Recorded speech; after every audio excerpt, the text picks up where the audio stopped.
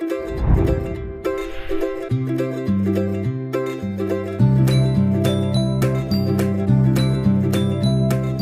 Media channel को subscribe करें, bell icon घंटी दबाएं ताकि आने वाली हमारी वीडियो आप तक पहुंच सके।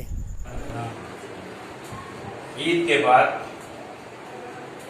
ये जून महीने के पहले हफ्ते की मीटिंग है। मैं सबसे पहले आप तमाम हजरात को ईद की मुबारकबाद पेश करता हूँ।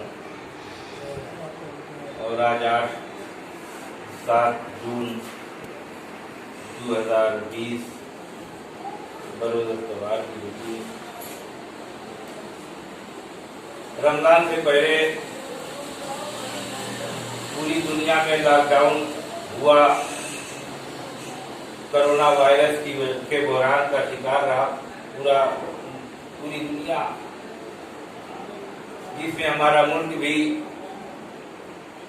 24 मार्च से लॉकडाउन हुआ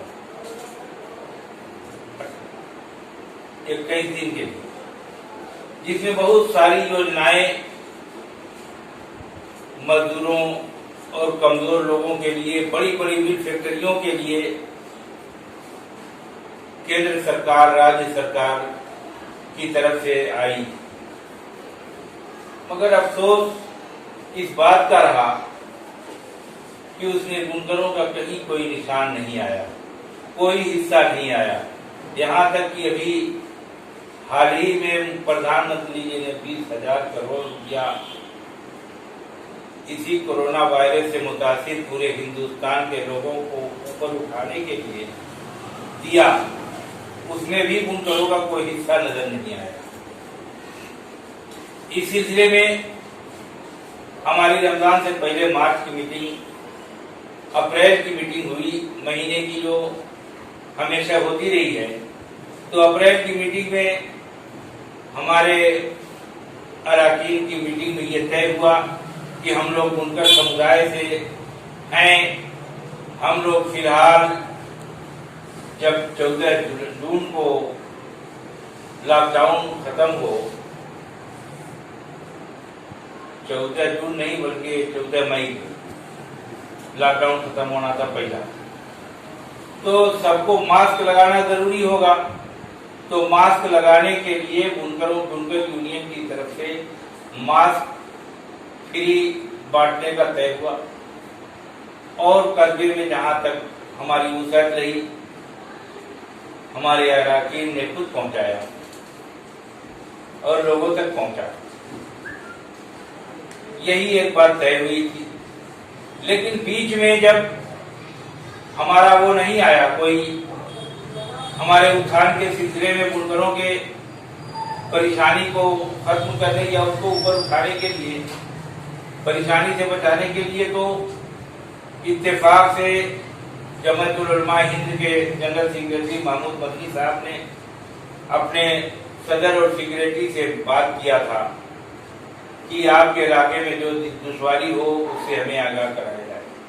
तो इस जिले के लोगों ने कहा कि यहाँ बुनकर समुदाय है और पहले ही 24 मार्च से ही इनका कारोबार ठप हो गया और इनका ताना बाना, लेन देन, मेहनत मजदूरी, टर्नओवर सब कुछ ठप हो गया। ऐसी सूरत में हम निहायत बदहाली के शिकार हैं। तो जनाब महमूद मदनी साहब ने कहा था कि उसकी पूरी एक एप्लीकेशन आपके इलाके के जो भी बुनकर संगठन है उस संगठन को कहिए कि वो लिख करके आपके माध्यम से हमारे वहां भेजें। तो उस एप्लीकेशन को भेजा गया। मैं बेहतर समझता हूं कि आप लोगों के सामने 2 महीने की रिपोर्ट है।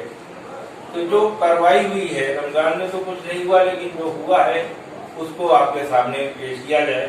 उसका ये भी हिस्सा है कि उनको क्या लिख करके दिया गया ये आप लोग जाने। तो उसमें जो लिख करके दिया गया है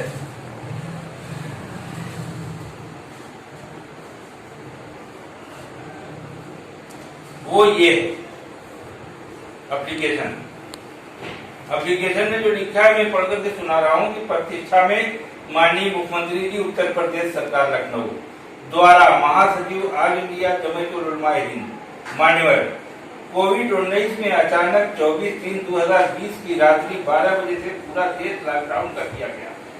तत्पश्चात राज्य सरकार द्वारा तत्काल प्रभाव से सभी नागरिकों को हर आवश्यकताओं को पूरा करने का आदेश जारी किया गया, जिसमें किसानों व दिहाड़ी मजदूर, रिक्शा ठेला चलाने वाले मजदूरों से लेकर कल कारखाने तक को बचाने के लिए घोषणाएं की गई, जिससे संबंधित वर्ग के लोगों ने राहत की सांस लिया।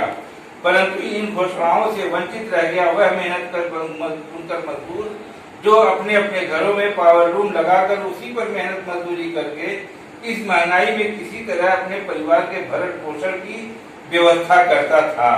उसके ऊपर लॉकडाउन का आदेश वज्रपात जैसे प्रहार की तरह हुआ, क्योंकि उनका ताना बाना खत्म हो गया, उनको मिलने वाली मजदूरी बंद हो गई तथा पावर लूम भी ठप हो गया। इनके सामने भुखमरी की स्थिति है।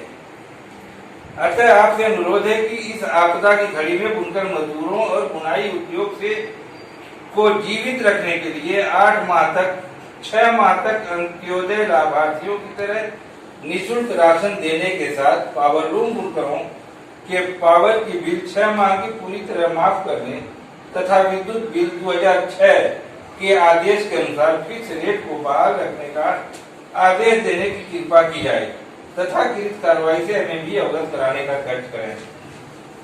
इसके बाद एक रोज अखबार में छपा था जिलाधिकारी महोदय की तरफ से कि पावर लूम मजदूरों को भी, पावर लूम बुनकरों को भी जो 1000 मजदूरों को दिया जा रहा है वो दिया जाएगा, वो फॉर्मेलिटी पूरी करके ऑफिस में जमा करेंगे। तो मैंने उद्योग विभाग, हैंडलूम विभाग, पावर लूम विभाग तीनों से रास्ता कायम किया, तो तीनों ने इस बात से इनकार कर दिया कि हमें कोई इस विषय में दिशा निर्देश नहीं है। उसके बाद एक आदेश आया, वो आदेश ये है मुख्यमंत्री जी की तरफ से अपर मुख्य सचिव रेशम हथकरघा एवं वस्त्र उद्योग उत्तर प्रदेश शासन सेवा में आयुक्त एवं निदेशक हथकरघा एवं वस्त्र उद्योग कानपुर महोदय, उत्तर प्रदेश में दिनांक 24 मार्च 2020 से लागू लॉकडाउन के कारण अर्थव्यवस्था पर विपरीत प्रभाव पड़ा, जिसके कारण प्रदेश के बुनकर भी प्रभावित हुए हैं। कृपया बुनकरों की स्थिति में सुधार हेतु तत्काल एक योजना बनाए जाने की आवश्यकता है। इस हेतु निम्न बिंदुओं पर तत्काल कार्रवाई अपेक्षित है। नंबर 1, बुनकरों का विस्तृत डाटा बैंक तैयार कराया जाना सुनिश्चित करें, जिसमें बुनकरों का आधार नंबर एवं बैंक अकाउंट नंबर अवश्य हो। इस कार्य में पावर लूम बुनकरों हेतु हाल ही में पावर लूम विद्युत सब्सिडी हेतु किए गए सर्वेक्षण के उपरांत तैयार डाटा एवं बुनकरों को पूर्व में जारी परिचय पत्र का डाटा तथा हाल ही में भारत सरकार द्वारा हथकरघा बुनकरों की गणना के उपरांत तैयार डाटा की मदद ली जा सकती है। नंबर 2, बुनकरों की आर्थिक मदद हेतु कृपया शीघ्र योजना बनाकर प्रस्तुत करें। नंबर 2 में माननीय मुख्यमंत्री जी ने उत्तर प्रदेश को टेक्सटाइल हब बनाए जाने की घोषणा की है। उपरोक्त के दृष्टिगत एक रोड मैप बनाकर प्रस्ताव प्रस्तुत करें, जो माननीय मुख्यमंत्री जी के विचारार्थ से प्रस्तुत किया जा सके। ये निदेशक हथकरघा को ये अपर मुख्य सचिव रेशम ने भेजा कि वो डाटा तैयार करने के लिए वो भेजें पूरा नीचे। तो उसी दौरान आया जब तमाम इलाके से लोग अपने आईडी ग्रुप इकट्ठा करके हैंडलूम विभाग को भेज रहे थे, तो वो सब डाटा गया। मोहम्मदाबाद में ये आदेश आने से हम लोगों की जानकारी से पहले ही उत्तर भाई ने लोगों को बताया कि हमको ये इतला दी गई है कि आप डाटा इकट्ठा करते, हमारे वहाँ कोई आएगा वो ले जाएगा, जिसने भी फोन किया हो तो बताएंगे। मेरे वहाँ जिसने भी कहा, मैंने कहा कि उत्तर भाई हमारी कमेटी के हैं, जिम्मेदार आदमी हैं, वहाँ ले जाकर के आप लोग दे दीजिए, वहाँ से वो पूरी तरह से जिम्मेदारी के साथ जाना होगा। तो वो सब प्रक्रिया उसी का एक हिस्सा थी। मेरी जानकारी में वो बताएंगे उनका मामला है। तो फौरी तौर पर तो कोई राहत मिल नहीं पा रही, जो हमारा 2 महीने के अंदर हमें राहत पहुंचाई गई, तो हमारा जो रिलीफ कमेटी थी, जो हाजी शादाब साहब की जेरे सरपरस्ती काम कर रही थी, जहां से भी जिन लोगों ने भी उसमें ताउन किया, मैं उनका भी शुक्रगुजार हूँ। और जहां तक लोगों को उसकी मदद मिली, उस शर्त के मुताबिक वो पहुंचाएगी। अब आगे क्या मुमकिन है, हालात बता रहे हैं कि मदद की जरूरत है, तो उस पर ये शादाब साहब बताएंगे अपनी क्या है उस पर। तो अब मेरी गुजारिश ये है कि कोई बिजली के सिलसिले में, भुगतान के सिलसिले में, फिक्स रेट के सिलसिले में भी कुछ बातें आई हैं सामने, उसके सिलसिले में भी महमूद भाई बताएंगे उनको क्या जानकारी है, इनको इफ्तिखार भाई को क्या जानकारी है। मुझको उस सिलसिले में कोई बहुत जानकारी नहीं है, इसलिए कि जो मोबाइल पर आया संदेश वो किसी जिम्मेदार आदमी का संदेश नहीं था, न कोई आदेश की कापी उसमें लगी थी, इसलिए मैंने उसको बहुत ज्यादा उस पर तवज्जो नहीं दी। हो सकता है कि लोगों को उसकी जानकारी हो। तो मैं ये चाहूंगा कि एक फिर मुख्यमंत्री जी से हम लोग जो कर सकते हैं वही करें। अब जो ये आदेश मुख्यमंत्री जी का आया, पता नहीं, अच्छा इसमें एक जमीयतुल उलमा हिंद को मैंने हाफिज अब्दुल्लाही साहब को दे दिया काफी, इसमें हमारे उपाध्यक्ष मान सिंह के नाम से, उनकी तरफ से, उनकी दस्तखत से ये भेजा गया, और एक डायरेक्ट मुख्यमंत्री के नाम उनके मेल पर भेज दिया गया। अब वो किससे मुतासिर होकर के ये आदेश आया, ये हम नहीं बता सकते। मुख्यमंत्री जी खुद ही हर वर्ग के बारे में विचार कर रहे हैं, हो सकता है खुद ही विचार किए हो सकता है कि हमारे मांग पत्र पहुंचने पर विचार आया हो, इसलिए कि लॉकडाउन से सिलसिले का एक अलग उन्होंने एक सेल बना दिया है, उसको मुस्तकिल देखा जा रहा है। तो एक तहरीरी तौर पर, मैसेज के तौर पर जो भी मुमकिन है वो भेजा जाना चाहिए, और अफवाहों में पर कम ध्यान देना चाहिए। लेकिन कहीं कहीं ये अफसोस होता है कि जैसे ये 3 हफ्ते का जो पहला लॉकडाउन आया था वो पूरा हुआ, सबको ये उम्मीद थी कि ये लॉकडाउन खत्म होगा तो हम आगे का अपना रोजगार करेंगे या जो भी मजदूरी मेहनत करेंगे वो होगा। उसमें मुख्यमंत्री जी ने देखिए शुरू में क्या किया, केंद्र सरकार ने कि फौरन 3 महीने के लिए अनाज देने की घोषणा कर दी, फ्री गरीबों को निःशुल्क सिलेंडर देने के लिए गैस कह दिया, 1000 रुपया देने के लिए कह दिया, और वो सब पर कंप्लाइंस हो रहा है। लेकिन ये 66 दिन तक चला तो राहत पैकेज बढ़ाया नहीं गया। ये जो पैकेज था ये 21 दिन के लॉकडाउन के ऐलान पर था, न कि 66 दिन पर था। लेकिन ये मजदूर किस तरीके से अपने इस औकात को निभा रहे हैं, खुसूसन में बुनकर मजदूरों और बुनकरों के लिए काफी हमारा ये संगठन फिक्रमंद है कि इस मसाइल पर कौन सा रास्ता अपनाया जाए कि इनके इस मसाइल को कुछ कम कर दिया जाए। 21 दिन के लॉकडाउन को खत्म होने पर यह उम्मीद थी कि अब लॉकडाउन खत्म होगा, या हमें ये उम्मीद थी कि जो 21 दिन का पैकेज था अगर बढ़ा तो ये पैकेज भी बढ़ेगा। 21 यानी 66 हो गया, 63 हो गया, 66 दिन हो गया, तो 21 दिन में जब 3 महीने की राहत मिली तो इसको 6 महीने की करना चाहिए, 9 महीने की करना चाहिए। लेकिन इस पर कोई ध्यान नहीं दिया गया। अब ध्यान क्या दिया गया कि तमाम देश के पवित्र धार्मिक स्थल को बंद किया गया, जिसमें आस्था है हर आदमी की। महाराज जी से ये उम्मीद नहीं थी, मगर देश आर्थिक संकट से गुजर रहा था। अर्थव्यवस्था को लाइन पर लाने के लिए उन्होंने शराब खाने को खोल दिया, और बड़े पैमाने पर उसमें डिस्टेंसिंग का गलत इस्तेमाल हुआ, लेकिन जहां तक मुझे इत्तला है उस पर कोई कार्रवाई नहीं की गई। लेकिन आज की तो जो ताजा तरीन खबर है उसमें भी 8 तारीख को थरक मत्थर खुलने थे, तो उतने ही सख्त पाबंदी हमारे देश में, हमारे सूबे में महाराज जी की हुकूमत है। इनसे तो ये उम्मीद थी कि कम से कम धर्म स्थलों को रियायत की जाती है, लेकिन ऐसा नहीं हुआ। तो जो भी हुआ वो एक प्रदेश के मुखिया हैं, वो कर रहे हैं, उनका तरीका है। हमारी गुजारिश है कि क्योंकि पूरे दुनिया में हर इंसान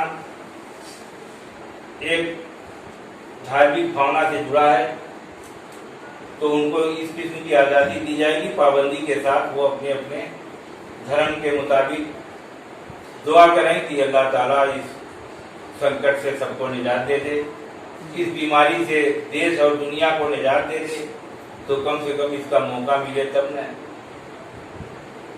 लेकिन कम से कम हम इसके भी शुक्रगुजार हैं कि कभी हमारे घरों में नमाज नहीं होती थी जमात के साथ, आज हर घरों में जमात के साथ नमाज होती है। तो जो जहां पर है वहां पर दुआओं में इस बात को कहे कि परवरदिगार इससे निजात मिल जाए। और दूसरी बात यह है कि जो हमारा रोजगारी मौजू है, हम खुद से उसको कैसे बचा सकते हैं।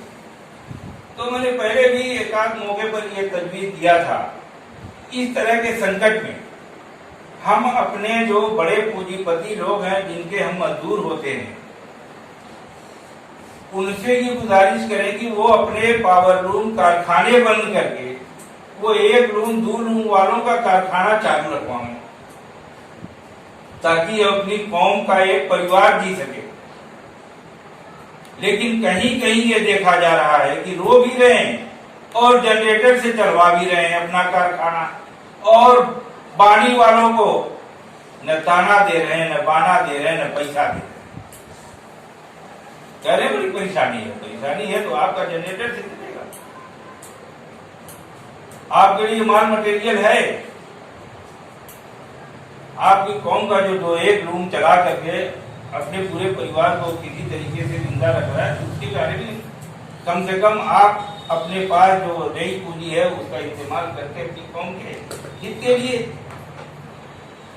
तो इनका नजरिया ये कि हमारा करियरवा भाग जाए तो फिर कहां से आए, उसको बचाने के लिए सब हो रहा है।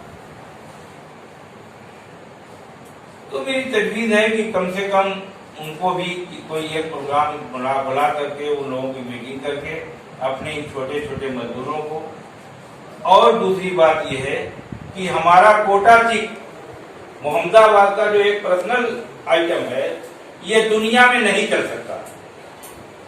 इसकी खुसूसियत ये है कि कार्टन को माड़ी लगा करके